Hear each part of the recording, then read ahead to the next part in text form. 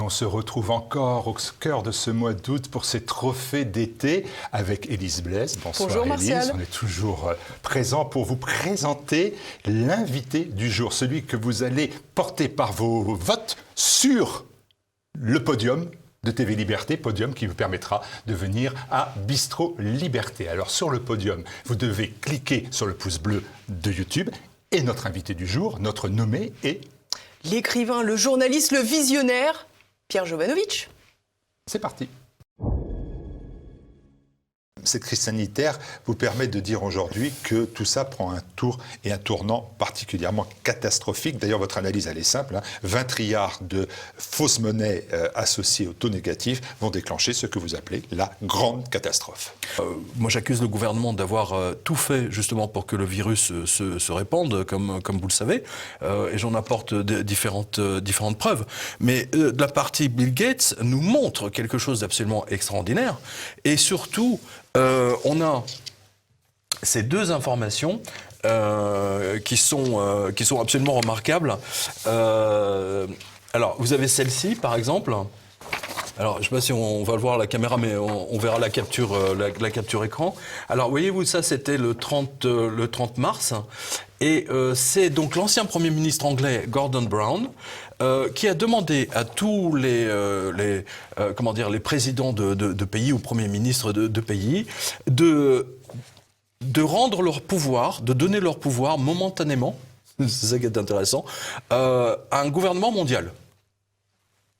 Je vous rappelle qu'il y a quand même un homme en France qui parle de ça depuis quand même quelques années, c'est Jacques Attali, qui veut le gouvernement mondial installé en Israël avec Jérusalem comme capitale.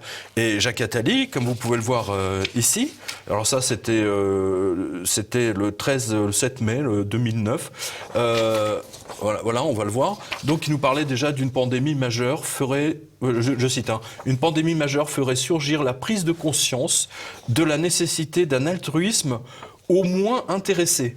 Donc j'aime beaucoup l'altruisme intéressé. Il faut savoir, ou c'est altruiste ou c'est intéressé. Non, mais pour Jacques Attali, c'est à voile à vapeur. Donc c'est très intéressant. Vous dites de toute manière, ne laissez pas plus de 50 000 euros en banque si vous les avez. Alors moi, je ne les ai pas, mais ça m'intéresse quand même de savoir qu'est-ce qu'on fait concrètement. Moi, à chaque fois, ce que j'ai, c'est qu'est-ce qu'on fait concrètement. Je dis, si on a plus de 50 000 euros en banque, on fait quoi? On retire l'argent, on fait quoi? C'est concrètement. J'ai toujours dit que la banque française la moins pire, c'est la BNP. J'ai toujours été très clair là-dessus. Toujours est-il que la fameuse limite, la garantie des 100 000 euros, moi, ça me fait vraiment doucement rire, parce que si Société Générale explose ou Crédit Agricole explose, le fonds de garantie ne garantira rien du tout, sauf peut-être 2 euros par personne. Voilà. Ils n'ont rien dans leur caisse. Rien du tout, nada. C'est très important de comprendre ça. Et donc, cette histoire de vaccin, si vous voulez, arrive... Enfin, de vaccin... de Covid, mais qui est lié, si vous voulez, à un vaccin. C'est-à-dire que la première chose qu'on a vue, justement, au début de la pandémie, c'est-à-dire que partout dans le Figaro, le Parisien, oui, les billets de banque, c'est eux qui transportent le virus, il faut éviter d'utiliser les billets de banque, c'est transmetteur, c'est dangereux, blabla, etc. En omettant de dire que quand vous faites votre code dans un supermarché où il y a 3000 personnes avant vous, c'est peut-être même plus dangereux en termes de virus, etc. Mais bon, vous voyez, il y a une désinformation qui a été faite. Et donc, c'est là où je raccroche le wagon et vous allez voir à quel point c'est sioux comme système. Vous avez vu que toutes les entreprises françaises prennent des emprunts. En fait, toute la France, maintenant, est endettée encore plus qu'avant. Les commerçants sont endettés, les PME sont endettés, les grandes entreprises, y compris Air France, ont des milliards de dettes supplémentaires. Qu'est-ce que ça veut dire? Ça veut dire que dans toutes ces centaines de milliards de dettes, vous aurez forcément des défauts, des défauts de paiement, et comme tout ça, comme beaucoup malheureusement est hypothéqué, eh bien ça va venir renforcer entre guillemets le bilan des banques. Parce que là, elles sont vraiment dans une situation absolument épouvantable. Alors que les banques américaines se portent très très bien. Donc une seule solution, c'est ce qu'ils veulent nous vendre. Le gouvernement mondial, là c'est Gordon Brown. Donc j'en ai parlé tout à l'heure. Il demande à ce que il faut sauver les banques, voilà, bien entendu, et surtout lancer le gouvernement mondial. Ensuite, vous avez Tony Blair. Alors donc ça c'était à peu près 15 jours ou 3 semaines plus tard. Alors Tony Blair, lui, ancien Premier ministre anglais, alors là c'est tout à fait extraordinaire, il demande, donc bien entendu le gouvernement mondial, mais surtout il demande un passeport global. Donc c'est-à-dire que dans votre carte d'identité, en fait, vous aurez votre identité et surtout vos vaccins. Et l'idée de base, c'est ce qu'a déclaré le ministre des Transports allemand, comme le ministre des Transports anglais, voilà, vous le retrouvez dans tout ça. Vous ne pourrez pas prendre un avion ou un TGV, par exemple, si vous n'avez pas votre passeport avec les vaccins. Voilà. Il y a vraiment une personnalité qui est ciblée par ce quotidien, c'est Didier Raoult. Dans les décodeurs du Monde, dans la police du quotidien Le Monde, la police officielle, il y a une défense de Bill Gates. Il y a d'ailleurs aussi une énorme défense de Zuckerberg, mais c'est normal parce que là, les salariés des décodeurs sont payés par Facebook, exactement. donc c'est plus facile, c'est leur employeur. Donc là, au moins, il y a beaucoup de loyauté. Mais alors, il cible Didier Raoult, à tel point d'ailleurs que j'ai regardé pour vous le Twitter des décodeurs et je suis aperçu qu'il n'y avait aucune information sur l'étude de The Lancet, qui s'avère être une étude absolument bidonnée et qui a eu des conséquences terribles, puisque le ministre de la Santé français a arrêté tous les processus en place sur décision d'une étude qui était bidonnée, et dont vous avez apporté, vous, la preuve aussi du caractère ultra bidonné. Oui, ultra bidonné. En plus, comme en fait, pour comprendre ce qui s'est passé, voilà. En fait, c'est quand Donald Trump a expliqué qu'il prenait de la chloroquine justement pour ne pas attraper le virus. Alors là, d'un seul coup, le monde entier, si vous voulez, s'est intéressé encore plus à la chloroquine et aux travaux du professeur Raoult. Donc, qu'est-ce qui s'est passé dans la foulée? Ils ont mis en place une étude totalement bidonnée, mais ils ont fait ça en catastrophe. Et là, ils l'ont fait en tellement catastrophe que du coup, ils se sont fait avoir parce que toutes leurs données étaient bidonnées. Et surtout, la directrice commerciale, en fait, ils ont pris une fille parce qu'ils avaient personne ne voulait mettre. C'est une actrice porno. Hein, j'ai sa photo là. Oui, voilà. On croit sur parole. Voilà. Parce qu'en plus, elle est très en action. Hein, oui, on la voit à quatre pattes là. En plus, elle est basée à Las Vegas. Donc, vous savez que Las Vegas, la prostitution est légale. Ceci explique cela. Hein, voilà. Et donc, il y a une deuxième étude qui est apparue juste après, quand on a vu que Lancet, en fait, l'étude était fausse. Est-ce que vous pensez que Le Monde et l'AFP ont enlevé de leur décodex, de leur fast-checking? Non, rien du tout, ils ont laissé. Donc, vous voyez, il fallait impérativement... En fait, le docteur Raoult, le professeur Raoult, a été le grain de sable dans cette affaire. Il a fait dérailler tout leur truc. Si Raoult ne s'était pas manifesté en disant mais pourquoi vous faites ça, la chloroquine, ça fonctionne très bien, on a vu cette campagne, alors là, c'est Gilead qui a mis ça en place. Hein, donc vous avez une société qui vous loue à peu près 50-60 personnes. Chaque personne gérant à peu près une vingtaine ou une cinquantaine de profils, Facebook, Twitter, machin, etc., dans toutes les langues. Hein. Attention, c'est des trucs qui coûtent des millions, des dizaines de millions. Et voilà. Et donc là, vous avez... Alors, c'est trop petit, on va le voir sans doute à l'écrit. C'est exactement les mêmes textes, à peu de choses près. De temps en temps, on met un adjectif après le verbe ou le vent, peu importe. Enfin, mais c'est toujours le même texte. Les Français suivent le docteur Raoult parce que lui, il a vraiment sauvé les gens. Et tous ces gens qui parlent, en fait, ils n'ont jamais sauvé personne. C'est même pas leur spécialité. C'est ça qui est extraordinaire. Il y a cette volonté de BFM d'humilier Raoult et tous ceux qui...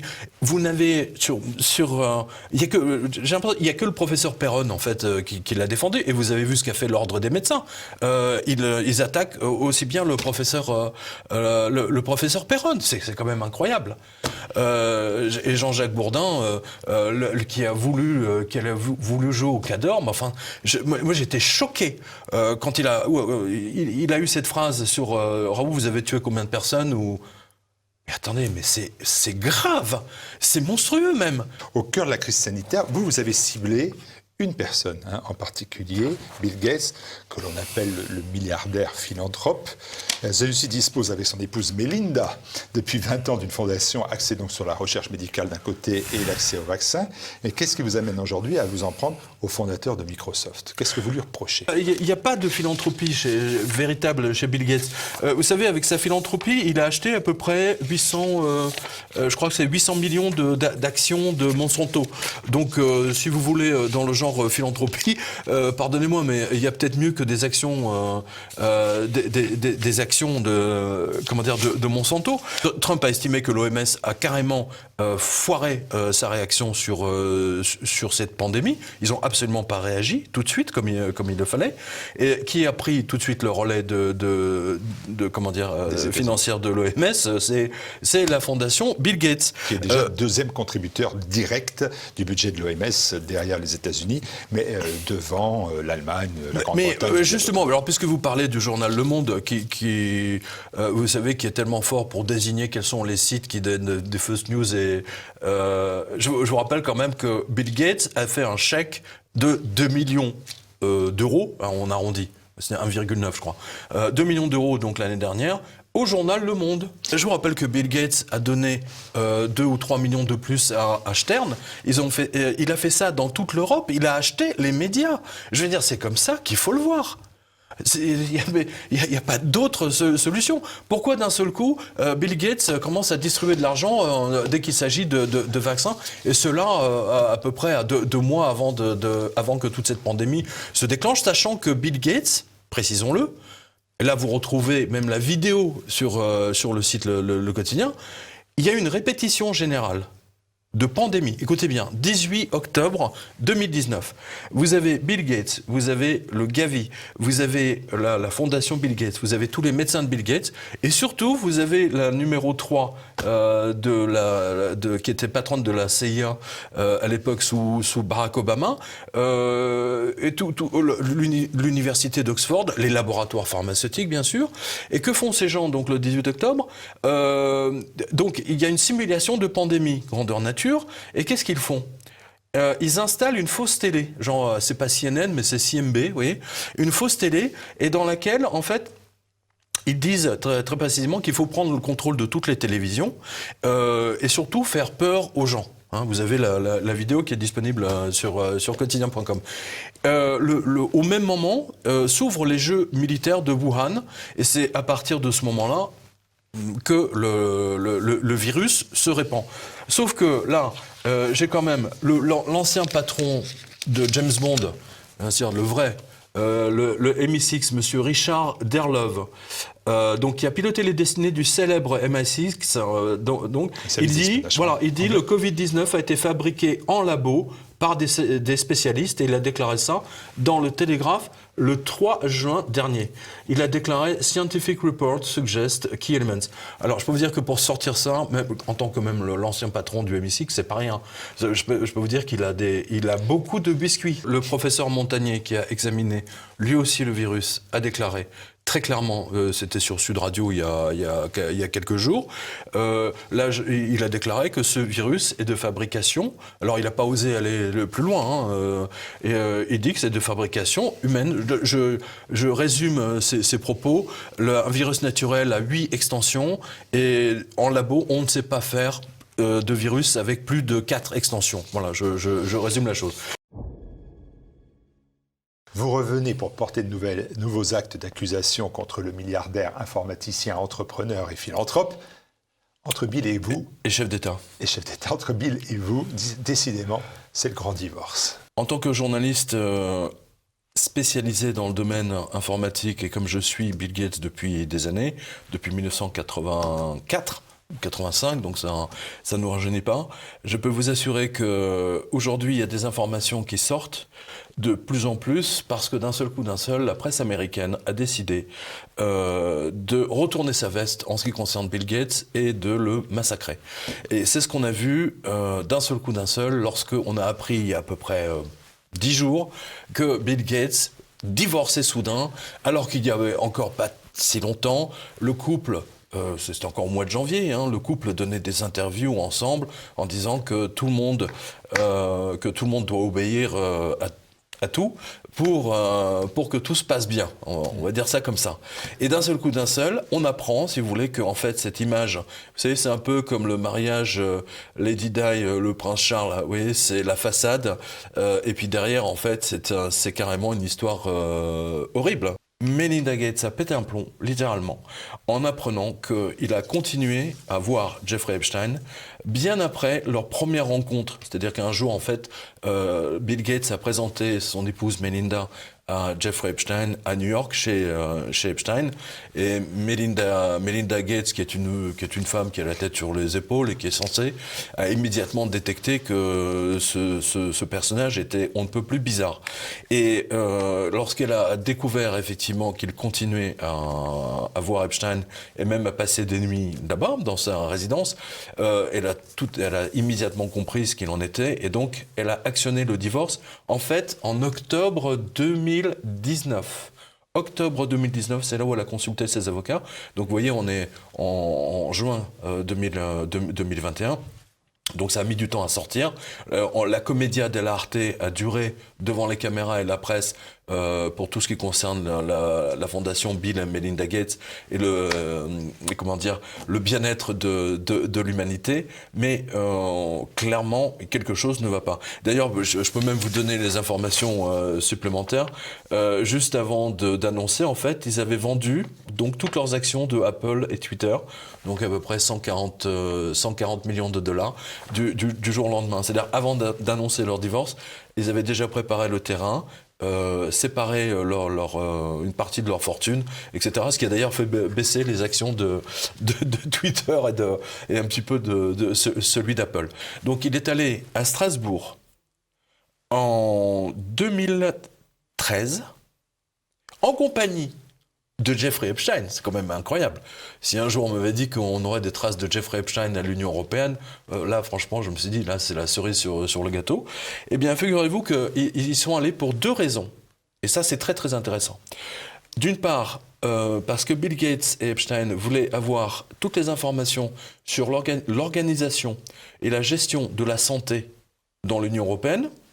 Donc voilà, donc ça c'était déjà en 2013. Et ensuite, Bill Gates a commencé à payer un certain nombre de Norvégiens parce qu'il avait décidé d'obtenir le prix Nobel de la paix pour toutes ses œuvres de bienfaisance, de campagne dans le tiers-monde et ainsi de suite. Donc vous voyez que là on est en 2021, mais à la lueur de ces informations qui sortent en 2013, genre 2013, Bill Gates était le PDG de Microsoft. Microsoft, c'est de l'informatique, des logiciels. C'est quelque chose de très important. Pourquoi Bill Gates, d'un seul coup, va à l'Union européenne et s'occupe effectivement de problèmes, de récupérer en fait toute la réglementation sur les problèmes de santé des Européens? C'est extrêmement troublant. C'est le moins qu'on puisse dire.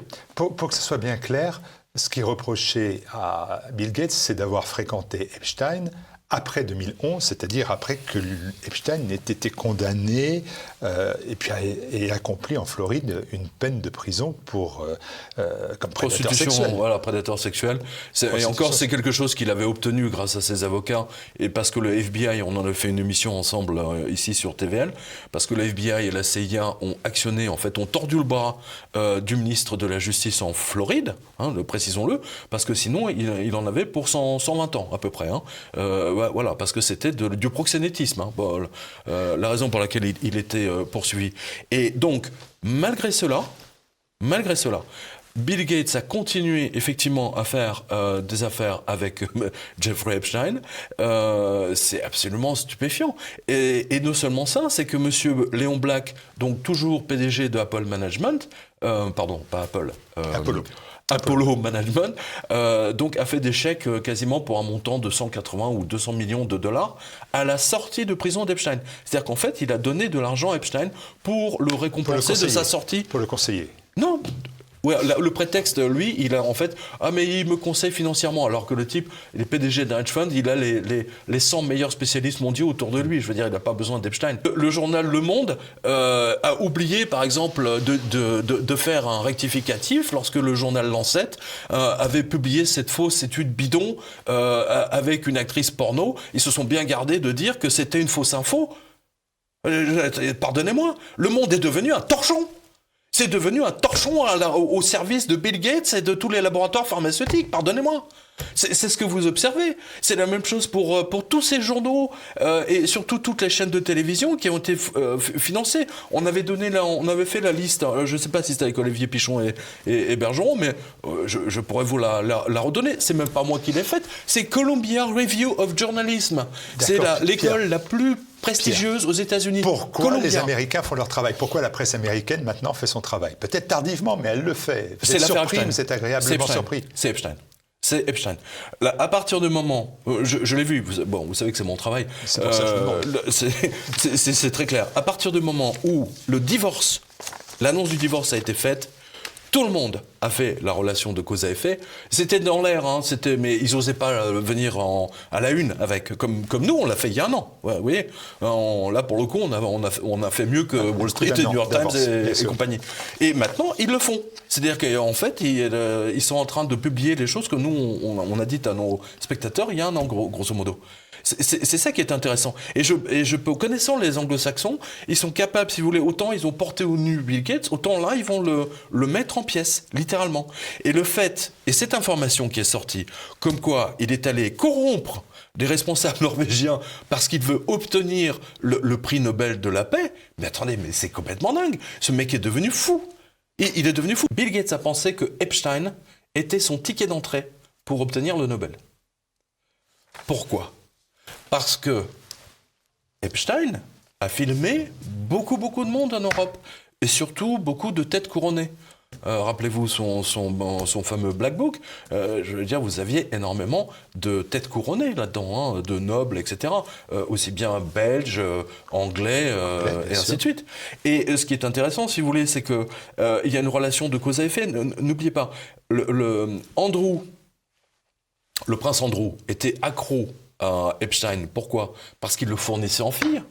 Bill Gates avait cette relation bizarre avec Epstein, parce que d'une part, il pouvait corrompre à travers Epstein, et surtout parce qu'il lui fournissait manifestement des jeunes filles. Mais ceci ne nous regarde pas, on est en France, on s'en fout. Voilà. Moi, ce qui m'intéresse, si vous voulez, c'est la tentative de corruption pour obtenir le prix Nobel. Et le chantage. Le chantage d'Epstein. Vous voyez, regardez, Melinda Gates a averti son mari à propos de Jeffrey Epstein. C'est ce que je vous dis au début. Elle a tout de suite compris que le type était pas net, quoi. Et à un moment donné, elle a craqué, quoi. Elle a pas supporté que son mari, en plus, soit manipulé par un proxénète. Enfin, vous vous rendez compte, je veux dire, vous êtes le 4e, 3e l'homme le plus riche, vous avez, je veux dire, vous bougez un cil, je veux dire, vous avez des millions de gens qui sont affectés, des dizaines, des centaines de millions, et ce type est entre les mains d'un proxénète, lui-même protégé par les services israéliens et américains. Mais attendez, il y a quelque chose d'énorme sous nos yeux, là. C'est énorme. C'est une opération absolument colossale. Cette banque centrale américaine donc, a été créée par des banquiers privés. JP Morgan, entre autres. Voilà. Voilà. Les grands banquiers de l'époque, de manière à prendre le contrôle. Et d'ailleurs, c'était un coup d'État. C'était déjà un coup d'État, puisque ça a été fait, si mes souvenirs sont bons, le 23 ou le 24 décembre, une réunion provoquée où il n'y avait personne pour voter. Et ils ont fait passer, si vous voulez, cette loi au Congrès pour établir donc la Federal Reserve, qui n'a de réserve que de nom. Parce que aux États-Unis, et d'américaine que de nom. Ouais, voilà. Nom aussi. Exactement. Elle n'appartient pas aux citoyens américains. C'est pas la banque du gouvernement. Je précise, c'est mais un aujourd'hui, conglomérat de banques. Le président Trump, c'est quand même le président Trump qui nomme alors peut-être qu'on lui présente une liste de candidats choisis, mais c'est quand même le président américain aujourd'hui qui nomme le président de la Réserve fédérale. Absolument. Il a ce pouvoir-là, mais il n'a aucun pouvoir. La preuve, c'est qu'il a voulu licencier Jerome Powell, qui est l'actuel patron de la Fed, parce qu'il n'était pas du tout satisfait de sa politique à la tête de la Fed. Il disait que ça lui posait des problèmes économiques. Mais la vérité est qu'aujourd'hui, nous sommes... d'ailleurs, je pense que le titre le dit bien. Pendant combien de temps les banques vont-elles tenir avec leur dette, les fausses monnaies, les taux négatifs? Je rappelle, si vous voulez, que la sortie, si vous voulez, toute cette magouille des Américains, la Fed, au départ, aux États-Unis... comme on va le voir avec le billet de $20 derrière nous, c'était véritablement... pour $1, une pièce d'or. Je résume. Mais qu'est-ce qui s'est passé avant comment ça marchait, et après, en fait, quelle a été la mauvaise conséquence de la création de cette réserve fédérale? La conséquence, c'est qu'en fait, ils ont progressivement décidé, si vous voulez, d'abaisser. C'est-à-dire que... D'abaisser quoi? D'abaisser, justement. C'est-à-dire que pour un billet de $20, une pièce d'or. Et ensuite, ils ont dit, non, on va baisser de 80%. Et on va le mettre à 80%. Puis on va le mettre à 60%. Et puis on va le mettre à 50%. Et on va le mettre à 40%. Et puis en 1971, le 15 août... Le président Nixon abandonne la convertibilité du dollar en or. Beep you. Voilà. Ils ont dit, allez tous vous faire voir. Le dollar, c'est notre monnaie.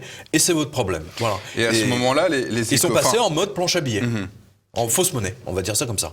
Et résultat des courses, juste je précise là-dessus, aujourd'hui, la conséquence de cette sortie, c'est que aujourd'hui chaque Américain est endetté à raison de 300, 320 000, suivant les calculs, on va dire les 350 000 $ par habitant, y compris les bébés, d'accord, du bébé jusqu'au vieillard qui a 100 ans, alors que l'Europe, qui a quand même été bien plus raisonnable en termes de politique économique, aujourd'hui, nous ne sommes endettés, si je puis me permettre, qu'à 35 000 ou 33 000, suivant les comptes qu'on fait. On va dire 35 000. On est quand même à 100% du PIB. Aux États-Unis, ça doit certainement être. Mais ils sont à des trilliards, donc c'est même pas remboursable. Et il y a eu plusieurs crises comme ça dans les années au 19e siècle, en 1800.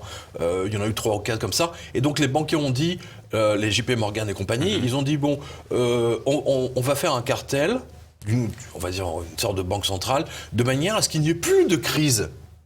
C'est ça qui est intéressant. Et qu'est-ce qu'ils sont tapés après, le 1929? C'est quand même incroyable, quoi. Et il y a des gens, encore aujourd'hui, qui essayent de dire que la crise de 29, c'est dû au... Non, c'est pas du tout dû au standard. C'est dû au fait que les banques ont prêté aux gens pour qu'ils puissent acheter des actions à Wall Street. Voilà. C'est aussi bête que ça. La piscine d'or remplie de pièces d'or de Picsou, c'est ce qu'on appelle la réserve fractionnelle de l'époque, c'est-à-dire d'avant, avant l'arrivée des billets de banque, tout simplement. Donc c'est ce qui garantissait, en fait, la solidité d'une économie et surtout la stabilité d'une économie. Donc aujourd'hui, nous sommes dans une instabilité mondiale totale, il faut quand même le dire. HSBC a quand même licencié 35 000 personnes de plus. Il y a quoi? Il y a 2 jours. Unicredit Italie, dirigé par l'ancien patron de M. Kerviel, je le rappelle. C'est une bande d'escrocs, c'est quand même incroyable. Le mec, on le met à la tête d'une banque en Italie, dans le genre, on te récompense, tu la fermes, tu dégages en Italie. Voilà. Il a licencié 6 000 personnes. Et ce n'est pas fini. Parmi tous, il n'y en a pas un qui a vu arriver l'effondrement de Wall Street en 2008, je le rappelle.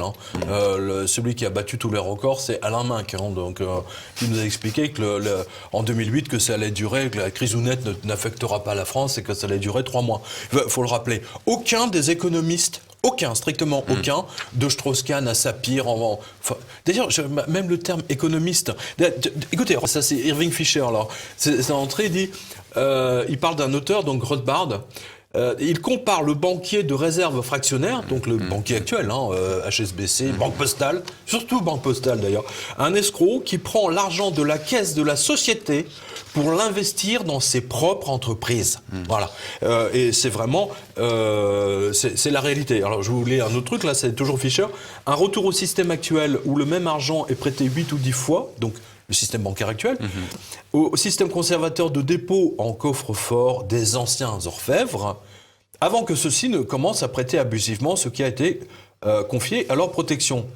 C'est cet abus de confiance qui, après avoir été accepté comme pratique courante, a débouché sur la banque de dépôt moderne. Du point de vue de la confiance publique, cela demeure un abus. Non plus un abus de confiance, mais un abus de fonction de prêt et de dépôt. Autrement dit, du vol. Je vous rappelle que les taux négatifs n'ont jamais existé dans l'histoire du monde, de l'histoire économique. Donc là, aujourd'hui, la crise est d'une sévérité absolument colossale. Je vous rappelle, pour principe, si vous voulez, que HSBC France avait acheté les anciennes agences du Crédit Foncier ou je ne sais plus quelle banque, CCF. Ouais, mais on n'en est pas encore comme dans les années 20, attendez, les années 30, laissez-moi à finir. la boulangerie avec la brouette. Non, laissez-moi finir. Ils ont acheté, HSBC donc a acheté toutes ces agences pour, je crois que 2 milliards. Et aujourd'hui, HSBC France vend toutes ces agences pour 0. D'accord ? Donc ça vous montre bien que le système bancaire est mort et que de toute manière, tout ça va s'effondrer. On le voit au Liban. On le voit au Liban, les gens sont revenus aux pièces d'argent, aux pièces d'or.